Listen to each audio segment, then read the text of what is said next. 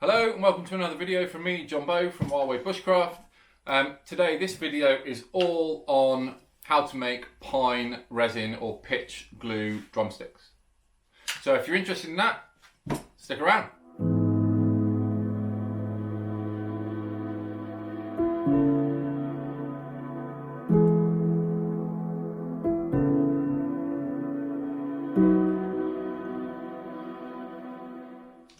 So, like I said earlier on, this is all about how to make these pine pitch or pitch glue pine resin glue sticks. We put them on sticks so it's easier to apply the glue onto certain projects, and I've got a couple of them to show you.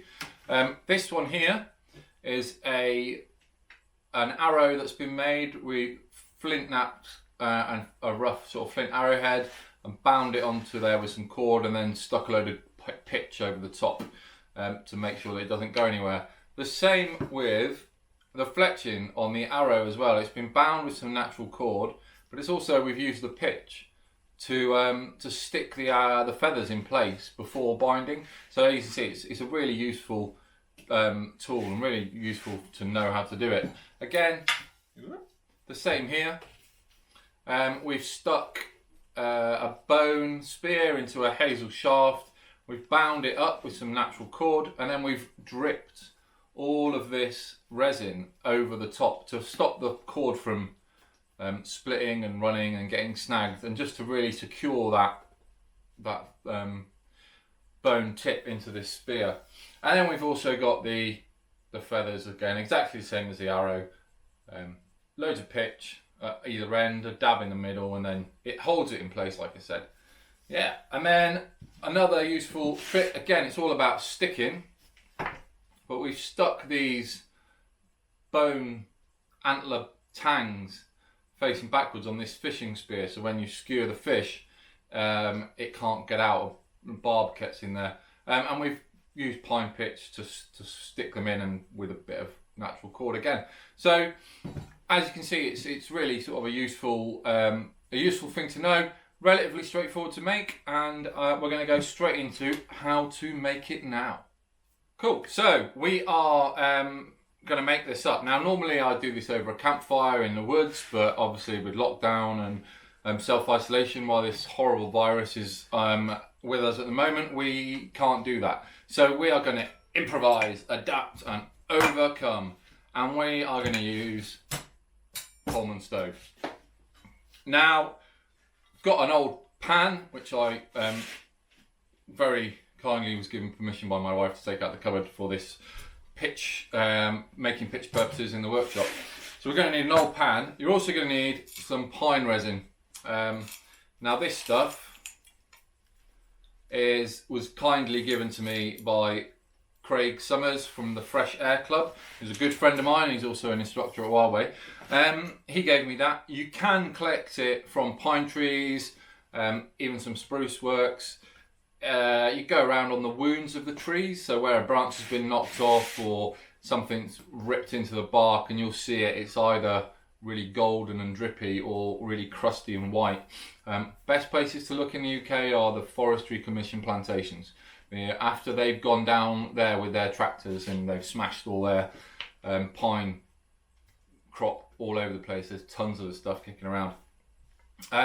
We're also going to need some charcoal. Now, charcoal acts as a binding agent, something for the resin to stick to and give it some sort of form. The best thing to do is get some charcoal and then grind it up. And all I've used is this old bit of antler tip. Grind it up into a fine powder. Okay, now the finer you can make that powder, the better, because you don't want big chunks of charcoal when you're sort of trying to drip or stick your things together. It just gets in the way. So try and make it nice and sort of smooth, nice and fine and ground up. Nice thing to have, but not completely necessary, is a bit of beeswax. Yeah, a nice bit of beeswax. Mixing that putting that into the melting pot allows the resin and the glue we make, the pitch we make at the end, to be a bit more pliable and a bit nicer, a bit smoother, and a bit a bit less brittle. So useful to have, not 100% necessary. Okay, nice but not necessary. So what I'm going to do is light the stove and get that on a bit of an efficient burn, just like that. And then I'm going to put the pine resin into the pan. Now 1 to 3 is roughly the ratio I found works. So 1 part pine resin to 3 parts charcoal. So I've got quite a bit in here, so I'm not going to add it all in. Just, yeah, nice. 1 part pine resin, and I'm going to stick that on the stove. Now it's going to essentially melt the pine resin, and at that point we'll start to add in our charcoal and our beeswax.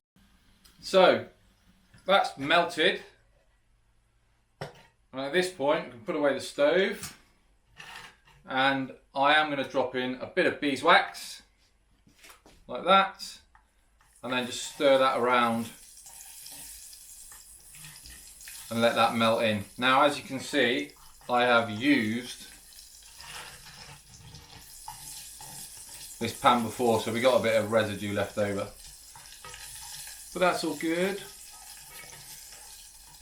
Perfect. And then what I'm going to do is sprinkle in slowly, keyword, little bits of charcoal. Alright, and I'm going to stir it in like so. Stirring it in.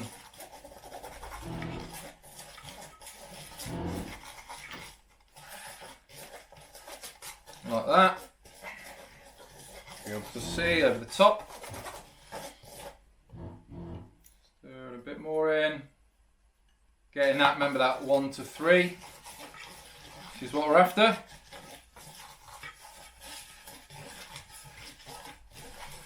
Oh, it smells amazing. It smells absolutely amazing.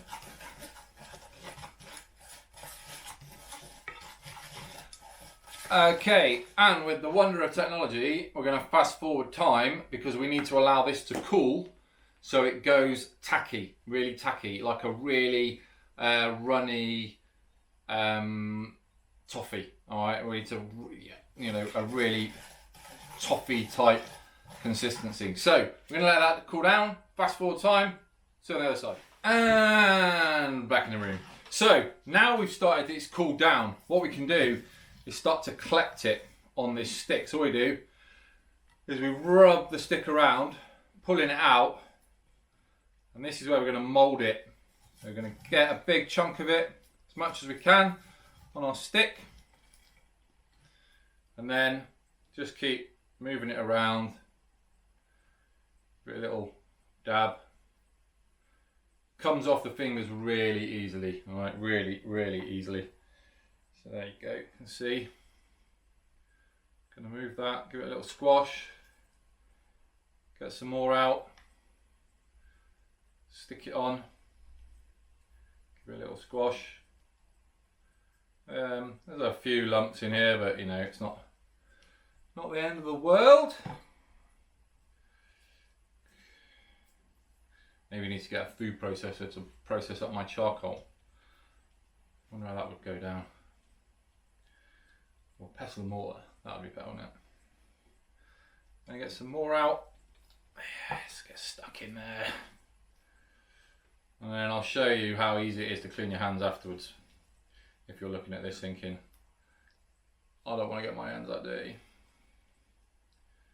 I'm going to stick it on.